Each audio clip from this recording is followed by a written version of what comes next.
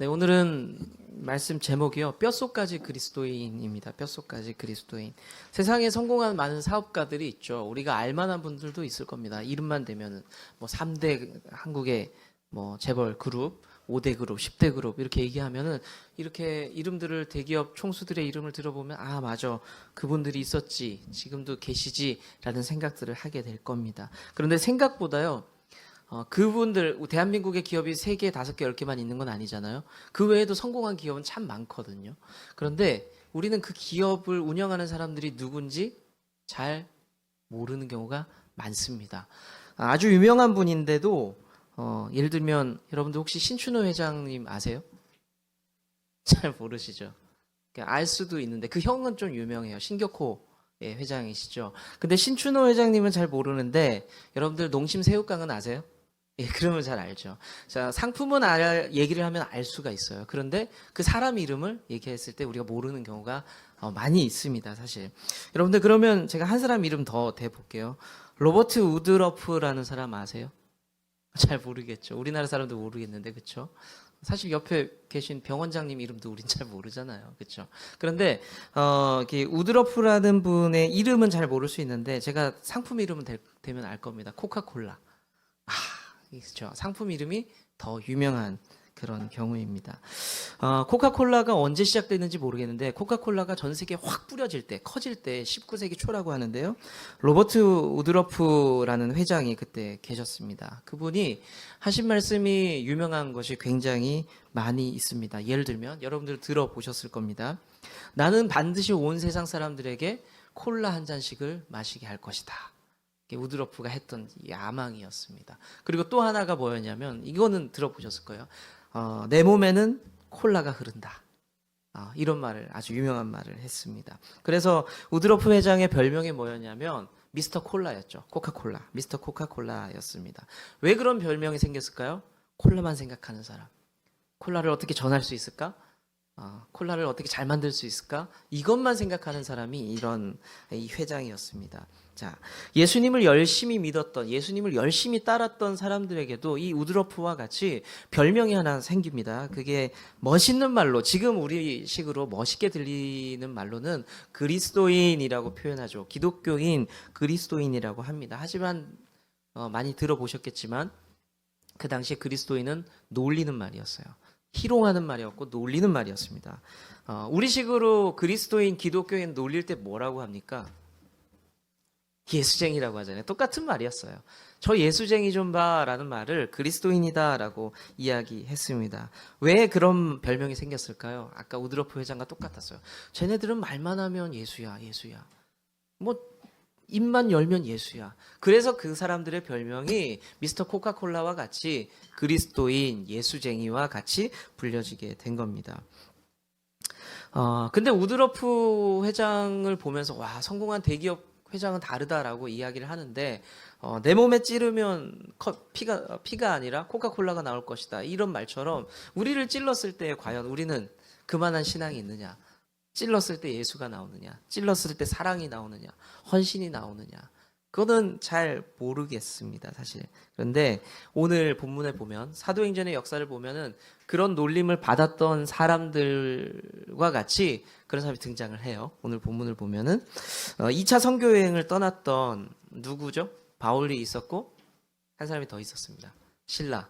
그 두 사람이 주축이 돼서 팀을 이뤄서 이제 선교 여행을 가죠. 이 사람들의 모습을 행적을 보면은 뼛속까지 그리스도인이다라는 걸 알 수가 있습니다. 자, 그러면 뭐가 중요하냐?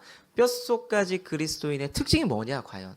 그 특징을 보고 우리가 본받는 시간 잠시 되면 좋겠습니다. 첫 번째, 뼛속까지 그리스도인이라는 것은 복음을 전하는 것이 습관이 된 사람입니다. 습관이 된 사람. 자, 바울과 실라 이 전도팀이 어떻게 사역을 했는지 알 수 있는 부분이 2절에 나오는데요. 우리는 이미 그 전에도 봤었습니다. 바울과 실라, 바나바도 그랬고요. 전도 여행을 가게 되면은 어떻게 사역을 했는지를 우리가 이미 봤습니다. 먼저 선교지에 가잖아요. 그곳에서 어디를 찾느냐? 회당이라는 곳을 찾아요. 회당에는 누가 있었죠? 유대인들이 있었습니다. 이미 자기의 동족들 혹은 하나님을 믿는 사람들이 유대인들이 그곳에 있었습니다. 그곳에 가서 유대인을 만나고 유대인만 회당에 있지 않았습니다. 이거는 상식적으로 알아두는 게 좋으세요. 유대인만 예배 드린 게 아니라 개종한 이방 사람들도, 내가 유대인은 아니지만 하나님을 믿겠다라고 개종한 사람들도 회당에 있었어요. 하나님 말씀을 듣고 싶어서. 그곳에 바울과 실라가 갑니다. 왜 갔을까요? 하나님은 알고 있지만 누구를 몰라서? 예수님을 몰라서 그들에게 찾아가서 그들에게 복음을 전했죠. 오늘 데살로니가라는 지역을 찾았습니다. 전도팀이 같은 방식을 취합니다. 그곳에 회당을 찾아갑니다. 그런데 여기서 주목할 수 있는 표현이 뭐가 나오냐면, 그곳에 가서 바울이 뭐라고 표현하냐면 자기의 관례대로 그들에게 복음을 전했다라고 나와요. 관례대로. 자, 관례라는 말이 무슨 말입니까? 늘 하던 대로, 습관대로, 늘 그렇게 했던 행동에 대해서 관례라는 표현을 쓰죠. 바울은 늘 하던 대로 그곳에서 복음을 전하게 됩니다. 자, 바울이 그랬던 것처럼요. 초기 기독교의 예수쟁이라 불렸던 사람들, 그리스도인이라 불렸던 사람들, 그러니까 우리식으로 표현하자면 신앙이 좋았던 사람들, 불신자 입장에서 보기에는 좀 극성인 사람들에게는요, 습관이 있었다는 거예요. 그 습관이 뭐였냐? 어디를 가든지 누구를 만나든지 복음을 전했다라는 것입니다. 이 부분을 보면서 우리가 어떤 좀 도전, 어떤 것을 좀 배울 수 있을까요? 밖에 나가서 이제 띠를 메고 으쌰으쌰 복음을 전할까요? 그럴 수 있겠죠. 하지만 우리 모두가 늘 그렇게 하기가 쉽지가 않습니다. 제가 여러분들에게 요구하고 싶은 것은 다른 부분입니다. 뭐냐면, 내가 자주 가는 곳, 내가 자주 방문하는 곳, 내가 자주 만나는 사람들, 내가 늘 만나는 사람들에게 우리가 예수의 향기를 가지고 전하고 있느냐. 그 사람들이 습관처럼 전했다라는 것이 우리에게는 그렇게 좀 드러나야 된다는 거죠. 내가 가는 곳에서, 내가 만나는 사람들에게, 내가 밟는 곳에서, 우리가 살아가는 곳에서 그 사람들에게 복음을 전하고 있느냐. 이 부분에 좀 우리는 좀 도전받을 필요가 있습니다. 밖에 나가서 사거리에서 띠를 두르지 않아도요. 우리 늘 만나는 누가 있을까요? 내 남편, 내 아들은 과연 복음을 알고 있을까? 우린 좀 고민할 필요가 있습니다. 우리가 밟는 곳이, 우리가 살아가는 곳이 데살로니가와 같다는 것을 여러분들 믿으시길 바랍니다. 네. 우리가 단기 선교라는 것을 가면요. 어디에 선교를 가잖아요. 그럼 여러분들에게 제가 이렇게 얘기할 수 있어요. 여러분들, 우리가 내년에 예를 들어서 일본에 선교 가겠습니다. 여러분들, 우리가 가는 일본 땅이 데살로니가 땅과 같습니다. 여러분들 복음을 전해야 됩니다. 라고 말할 때 여러분들 뭐라고 응답을 하세요? 아멘이라고 하시죠. 맞습니다. 그곳이 복음을 전해야 되는 데살로니가와 같습니다. 라고 이야기를 해요. 그런데 여러분들의 가정이, 믿지 않는 가족을 보면서 여러분들의 영적인 데살로니가입니다. 그리고 여러분들의 직장과 학교가 마찬가지로 여러분들의 데살로니가와 같은 땅입니다라고 이야기를 할 때 체감되지 않아요. 그러면 우리가 선교해야 되는 선교지가 어디예요? 영적인 데살로니가가 어디입니까? 갔는데 영적으로 낯선 곳이 우리에게 분명히 있어요. 그곳이 진짜 가정이 될 수도 있어요. 교회는 영적으로 그렇게 낯설진 않아요. 기도하고 찬양하고 예배하고 평안하셨습니까? 사랑합니다. 축복합니다. 인사하는 게 어색하지 않아요. 그냥 그런 곳입니다. 그런데 어느 곳에서 그 일들을 하려면 어려워요. 가정에서 예배하기가 어렵고 누군가에게 주의 이름으로 사랑합니다 라고 표현하는 게 쉽지 않아요.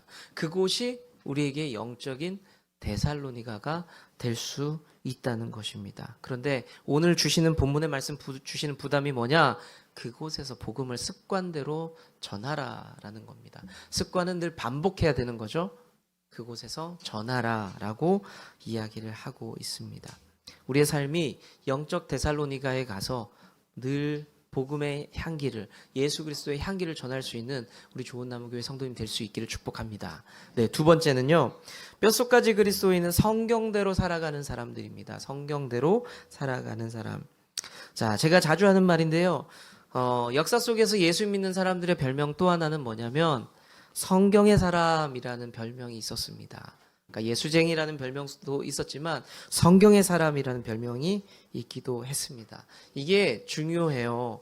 성경의 사람이 무슨 뜻이냐? 성경을 구매한 사람이냐? 성경을 구독하고 독자냐? 읽은 사람이냐? 이거는 굉장히 다른 표현입니다. 여러분들은 혹시 성경을 그냥 구매하는 사람이세요? 구독한 사람이세요?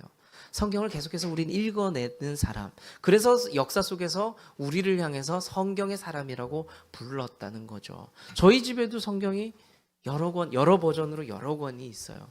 여러분들 중에서도 성경이 2권 이상인 분도 분명히 있을 수 있습니다. 우리는 어쩌면 성경의 사람이라고 말은 하지만 성경을 구매하는 사람, 출판사에 매상만 올려주는 사람인지도 모르겠습니다. 하지만 과거에 우리 성도는 분명히 성경을 열심히 읽어내고 그렇게 살아가는 성경의 사람으로 불렸습니다. 오늘 본문 2절 후반부의 말씀을 보면요, 바울이 무엇을 하냐면 모여있는 사람들에게 3주 동안에 성경을 가지고 강론을 합니다. 근데 여기서 말하는 강론이 뭐냐면 우리로 치면은 보통은 설교라고 표현을 해야 되는데 여기에서 강론의 성격은요, 토론에 가깝습니다. 주고받는 거예요. 토론에 가깝습니다. 바울과 실라가요, 지금 만나는 사람이 예수를 믿는 사람입니까? 안 믿는 사람입니까? 안 믿는 사람이에요. 하나님을 알고 있지만 예수님 모르는 사람입니다. 비그리스도인이죠. 그들에게는 설교를 들을 준비가 되어 있을까요? 안 되어 있을까요? 안 되어 있어요. 설교는 듣고 나서 아멘 하는 거거든요. 그런데 예수님을 믿지 않는 사람은 듣고 나서 아멘 할 수가 없어요. 공감이 되지 않아요. 이해도 되지 않아요. 그래서 바울이 했던 것은 뭐냐면 그들과 함께 토론을 하기 시작합니다. 설득을 하는 거예요. 설득을 하는 겁니다. 성경을 가지고 이 모양 저 모양으로 토론하는 모습을 바울이 보여주고 있습니다. 우리도 이 땅을 살아가면서 성경을 가지고 토론을 할 수가 있어야 합니다. 그런데 논리적이고 아주 날카로운 언어로 사람들을 설득하고 토론하면은 그 사람들이 설득이 될까요? 여러분들 한번 해보셨어요? 성경을 가지고 사람들을 설득하는 일들 해보셨어요? 이게 쉽지는 않죠. 굉장히 어려운 일입니다. 그런데 이게 중요하지 않은 건 아닙니다. 예전에 중세시대까지는요, 철학자들이 이 방법을 연구했어요. 성경을 어떻게 하면 논리적으로 전달할 수 있을까를, 잘 전할 수 있을까를 고민을 했었어요. 그래서 신학이라는 것이 발전을 잘 했죠. 그런데 생각보다 신학으로는 전도하기 어렵습니다. 설득이 안 돼요. 그러면 바울이 열심히 강론했는데, 토론했는데 21세기를 살아가는 우리는요, 어떻게 예수 안 믿는 사람들과 토론하고 강론하고 할 수 있을까요? 뭐냐? 이겁니다. 우리는요, 성경대로 생각하고 성경대로 살아가는 것이 이 시대의 강론이에요. 우리가 성경대로 생각하는 건 너무 중요해요. 그리고 생각한 대로 성경대로 살아가는 것이 너무너무 중요합니다. 세상 사람들이 우리한테 보는 게 뭔지 아세요? 쟤네는 과연 예수 똑바로 믿느냐라는 걸 생각보다 예리하게 쳐다봐요. 굉장히 무서운 거예요. 자기는 안 믿는데 우리는 잘 믿으라는 거예요. 굉장히 불편하지 않습니까? 근데 불신자들은 우리한테 그런 요구를 해요. 나는 안 믿지만 너는 똑바로 믿나? 내가 눈 똑바로 뜨고 쳐다볼 거야. 그런 다음에 삐끗하는 순간 어떻게 하죠? 에이그 저봐 제대로 믿지도 않으면서 라고 이야기를 합니다. 그래서 세상 사람들은요, 치열하게 우리가 예수님의 제자답게 살아가고 있느냐를 쳐다보고 관찰하고 있습니다. 자, 세상 사람들에게 토론하는 게 뭐라고요? 바로 성경에 대해서 말하는 게 중요하지 않아요. 성경대로 살아가는 것이 더 중요하다는 것을 우리가 기억해야 합니다. 조금 더 구체화 시켜볼까요? 사람들은 뭘 보냐면 우리가 하나님 좀 무서워하는지를 보고 있어요. 이게 무슨 뜻이냐면 예수 믿는 사람인데 하나님 무서운 줄 모르고 다른 걸 무서워해요. 인맥 때문에 벌벌 떨고요. 돈 때문에 벌벌 떨고 다른 아들 때문에 벌벌 떨고 이런 것을 보면서 예수 안 믿는 사람도 지들도 우리랑 똑같네라고 생각한다는 거죠. 좀 다른 것들을 기대해요. 그게 뭐냐면 쟤네는 그래도 말씀대로 살고 하나님 무서워할 줄 아는구나. 하나님이 이렇게 말씀하시니까 철저하게 그것을 지키는구나 라는 것을 보는 순간 나와는 좀 다른 사람들이구나라는 찌릿함을 느낀다는 거죠. 그것이 바로 21세기를 살아가는 우리에게 그들과 싸워 나갈 수 있는 토론의 방법이라는 겁니다. 우리의 신앙이요, 상황이나 조건이 달라질 때마다 계속 변해요. 그러면 뭐를 증명하는 거죠? 우리 신앙이 가볍다라는 것을 증명하는 꼴입니다.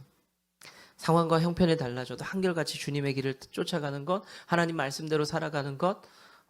나는 불신자인데 내 남편이 미워 죽겠는데, 미워 죽겠으니까 미워 죽겠는 거예요. 그 인간은 그냥 미워 죽겠다 싶을 정도의 인간이에요. 그런데 옆집 남편 보니까 저 여자가 예수 믿는데 남편이 똑같아요. 내 남편이나 저 남편이나 똑같아요. 근데 저 여자는 안 그러더라는 거죠. 그것을 보면서 쟤는 믿음이 있구나라는 것을 오히려 느낀다는 겁니다. 이게 참 희한한 거예요. 희한한 겁니다. 그 사람들은 또 우리가 어떻게 사랑하면서 살아가는지를 보면서 믿음을 확인하기도 합니다. 성경이 삶이 되어 살아가는 그 놀라운 현장을 살아가면서 우리 이웃에게 그렇게 멋지게 예수님을 증거할 수 있는 여러분 될 수 있기를 축복합니다. 자, 마지막으로 세 번째, 뼛속까지 그리스도인은 세상을 좀 흔들 줄 아는 사람이에요. 세상을 흔들 줄 아는 사람. 전도팀이 데살로니가에 도착을 해서 거기를 흔들어요. 영향을 끼친다는 거죠. 자, 몇 가지 모습을 좀 살필 수 있는데, 첫째는 어떻게 흔드느냐?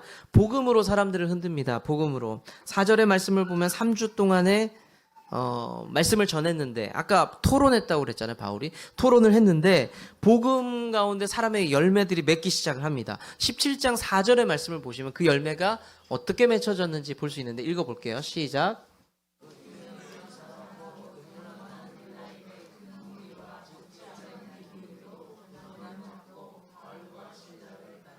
네. 경건한 헬라인 몇 사람들과 적지 않은 상류층의 사람들이 바울의 이야기를 듣고 토론하면서 변화되어서 종교를 다 바꾸고 복음을 받아들이게 됩니다.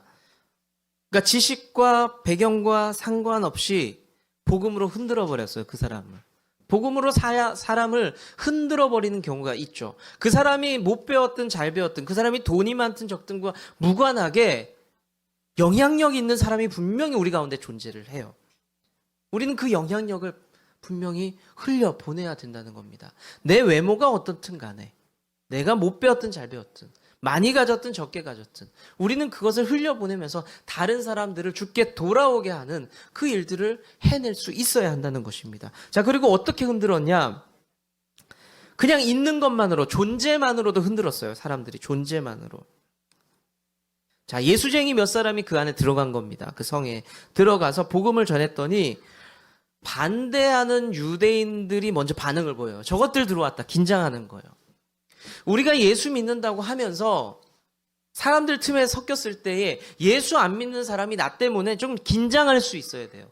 예수 믿는 사람이 하나 들어왔다. 거룩한 불편함을 어떤 면에서는 좀 전할 수 있어야 돼요. 물에 물 탄 듯 술에 술 탄 듯이 아니라 우리가 들어갔을 때 예수 믿는 사람이 들어왔다라는 그 긴장이 있을 수 있어야 됩니다. 그리고 나서 그 지역의 사람들이 좀 시끄럽기 시작합니다. 관료들, 그 공무원들이 시끄럽기 시작을 해요. 자, 우리가 신앙생활을 잘 한다는 이유만으로 우리 가족이 좀 시끌시끌할 수 있어야 돼요. 그 사람들이 느낄 수 있어야 된다는 겁니다. 우리를 쳐다볼 수 있어야 됩니다. 우리가 예수 잘 믿으면서 사람들을 좀 흔들어 줄 수 있어야 됩니다. 세 번째로 뭐를 흔들어야 되느냐? 상황을 흔들어야 됩니다. 상황을 뒤집어 버려야 돼요. 유대인들이요, 예수 믿는 사람들이 왔을 때 어떻게 올가매냐면, 종교적인 문제가, 지금 문제는 뭐예요? 종교적이죠? 그런데 이 종교적인 문제를 정치적인 문제로 바꾸어 버립니다. 그래서 얘네들을 괴롭혀야 되겠다라는 생각을 해요. 자, 종교적인 문제가 정치적인 문제가 되어서 가장 크게 피해를 봤던 분의 상징이 누구죠? 예수님이에요. 예수님은 종교적인 문제였습니다. 그런데 정치적인 문제로 올가매서 사형에 처하게 되죠. 똑같은 방법을 취합니다. 정치인들을 막 흔들어요. 그래서 얘네들은 이 성에 들어와서 이 성을 흔들 나쁜 반역, 반란을 일으킬 사람들이다라고 흔들어 버립니다. 당시에 읍장이라고 불리던 사람들한테 고소를 해요. 유대인들이 고소를 합니다. 자, 초창기 기록을 보면요. 폴리타르카스라는 사람들이 나오는데 그게 뭐냐면 오늘 성경에 나오는 읍장이라고 표현된 그 공무원, 고위 공무원들입니다. 그 사람이 5명이 있었다고 합니다. 머리에 그림을 한번 좀 그려볼게요. 유대인들이요, 바울과 실라가 들어와서 그 휘젓고 다녔어요. 근데 바울과 실라를 잡지를 못했습니다. 근데 바울과 실라 때문에 영향을 받았던 사람들이 아까 있다 그랬죠? 있었고요. 회심한 사람들도 있었고 바울과 실라를 도와줬던 사람들도 있습니다. 오늘 성경을 보면 대표적인 이름이 야손이라는 사람 이름이 나오는데 그 야손이라는 사람이 바울과 실라를 도와줬던 대표적인 사람이었습니다. 그러니까 유대인들이 고소고발을 하는데 바울과 실라는 못 잡았어요. 그러니까 야손과 그 일당을 그 아까 얘기했던 읍장들에게 고소를 합니다. 유대인들이 무엇을 기대했을까요? 고소고발했으니까 피해를 입기를 바랬겠죠. 아마 갇히기를 바랬을 겁니다. 큰 벌을 받기를 바랬을 겁니다. 처음에 그 읍장들이 정치적인 부담을 느껴요. 무슨 부담이냐면 유대인들이 난리를 쳐가지고 데살로니가 성이 시끄러워지면 읍장 입장에서는 불편할까요? 편할까요? 굉장히 불편한 상황이에요. 내가 정치를 잘 못한 것 같잖아요. 그래서 가만히 보면서 반란이 일어나면 안 되니까 이 야손을 붙잡아야 되겠는데 근데 가만히 보니까 그 정도 아니거든요. 그래서 야손을 어떻게 하냐면 보석으로 풀어주게 됩니다. 보석으로 풀어줘요. 물론 보석으로 풀어줬다는 말이 무죄라는 뜻인가요? 그렇진 않아요. 그렇진 않았습니다. 하지만 구속해서 어떻게 하지 않겠다. 풀어주게 됩니다. 유대인 입장에서는 계획에 차질이 생겼죠. 더 큰 충격을 주고 데미지를 줘야 되는데 그러지를 못하게 됩니다. 자, 어찌됐든 간에 이 문제 때문에 다 나중에 바울은요 데살로니가 성에 들어오지를 못해요. 시끄러워진 이 상황 때문에 들어오지는 못합니다. 어찌됐든 간에 유대인들이 의도했던 것은 못 이뤄내요. 가두고 크게 고통을 주지는 못합니다. 자, 무슨 말이냐면 그리스도인들은요 아무리 어렵고 힘든 상황 속에서라도 믿음대로 살아가면서 상황을 뒤집어 버릴 수 있는 그 힘이 우리에게 좀 필요하다는 겁니다. 그게 내 힘과 내 의지와 내 수완이 아니라 주께서 이루어지는 그 과정을 통해서 상황을 좀 뒤집어 버릴 수 있는 그 힘이, 그 역량이 우리 안에 좀 필요합니다. 이 세상을 이렇게 뒤집어 버리는 상황을 역전시키는 모습을 보면은 좀 사실 개인적으로 좀 부럽기도 합니다. 사도 바울이 여기서 몇 주간 일했어요? 3주 동안 복음을 전했어요. 사람들이 회심을 합니다. 그리고 세상이 반응을 해요. 그리고 상황들을 뒤집어 버립니다. 이 일들을 보면서 부럽죠. 단지 3주의 사역을 통해서 이런 일들을 할 수 있단 말인가라는 생각을 하게 됩니다. 그러면서 제 모습을 보죠. 나는 과연 얼마 만에 어떤 열매를 맺고 살아가고 있는가. 그리고 나는 세상과 거룩한 갈등들을 좀 가지고 있느냐. 그러니까 거룩한 갈등은 이거예요. 사람들에게 내가 사랑하면서 살아가니까 부담을 주는 거예요. 거룩한 갈등이 맨날 싸우라는 게 아니라 내가 사랑하면서 살아갔더니 저기 있는 불신자가 나도 저렇게 살아야 되나? 이게 거룩한 갈등이에요. 이게 거룩한 갈등. 그리고 나는 혹여나 상황에 매몰돼서 상황이 막 오면은 보통 사람들은 어떻게 돼요? 거기에 막 매몰되죠. 나는 안 되나 봐. 난 희망이 없나 봐. 그렇게 매몰되어서 살아갑니다. 그런데 나도 그렇게 살아가는 것은 아닌가? 라는 생각이 많아졌다라는 거죠. 아마 저와 비슷한 생각으로 살아가는 성도님들이 계실 수도 있습니다. 믿음대로 살아봤어요. 안 돼요. 열매도 없어요. 거룩한 변화도 없어요. 상황도 안 바뀌어요. 살아봤는데. 그래서 절망할 수도 있습니다. 그런데 저와 비슷한 모습으로 살아가고 계시는 분들이 계시다면 저를 볼 것이 아니라 이제는 저와 다른 바울과 실라와 같이 좀 세상을 뒤집어 버릴 수 있는 그런 성도님들 될 수 있기를 저는 축복합니다. 여러분들 가정이 그렇게 변화되고요. 여러분들의 학교가 변화되고 내 안에 중심이 갈아엎어지면서 달라질 수 있는 역사들이 좀 나타나기를 축복합니다. 말씀을 좀 한번 정리하면서 맺을게요. 오늘은 뼛속까지 그리스도인이 어떤 사람인지 좀 나누어 봤거든요. 한번 짚어볼게요. 첫 번째, 복음이 삶이 되어서 습관이 된 사람이 있다는 거죠. 그냥 내 자체가 복음인 사람이 있어요. 그렇게 살아가는 사람이 있습니다. 두 번째는 성경이 지식적인 것에서 멈추지 않고 삶이 된 사람이 있습니다. 삶이 되었다는 건 그렇게 살아가는 사람, 성경대로 살아가는 사람. 그리고 세 번째가 세상을 좀 흔들어 볼 수 있는 사람, 그 사람이 바로 뼛속까지 그리스도인이다, 말씀을 드렸습니다. 오늘 본문의 그 전도팀의 모습을 보면서 상황들을 묵상하면서 이런 생각이 들었습니다. 이런 말이 툭 나왔어요. 제 스스로 참 좋겠다라는 생각이 들었습니다. 부럽다라는 거죠. 저도 이런 삶을 살고 싶다라는 겁니다. 뭐가 그렇게 부러울까요? 돌아다니면서 매 맞고 욕 먹고 혼나고 도망다니고. 여러분들은 이 본문을 읽으면서 부럽다라는 생각을 할 수 있을까요? 근데 저는 왜 부러웠을까요? 저는 이런 생각이 있습니다. 17에 예수 믿기로 결단을 했고 그때부터 교회를 쭉 20몇 년간 다니면서 이런 생각했어요. 내가 이왕 믿는 거 열매가 좀 있으면 좋겠다. 이왕 믿는 거 내 삶에 극적인 반전이 좀 있으면 좋겠다. 이왕 믿는 거 내가 좀 믿음의 지조가 좀 있으면 좋겠다 라는 생각을 고등학교 때 예수 처음 믿자마자 했던 것 같아요. 그것은 제가 지금 아무리 생각해도 은혜였던 것 같아요. 그냥 가족들이 가니까 갔던 교회가 아니었기 때문에 제가 그런 생각을 했을 수도 있겠죠. 이제부터는 내가 좀 제대로 믿는 사람 되고 싶다. 사랑하는 성도 여러분, 뼛속까지 그리스도인은 그냥 아주 단순하게 그냥 십자가 잘 쥐고 주님을 쫓는 인생, 좀 피곤하고 고통스러워도 그 길이 내 길이다 라고 믿고 그 길을 걷는 인생이 뼛속까지 그리스도인인 줄로 믿으시길 바랍니다. 말씀대로 살고 손해봐도 그 길을 걸어 주님은 나무 당신은 가지니 사랑의 열매 맺기에 주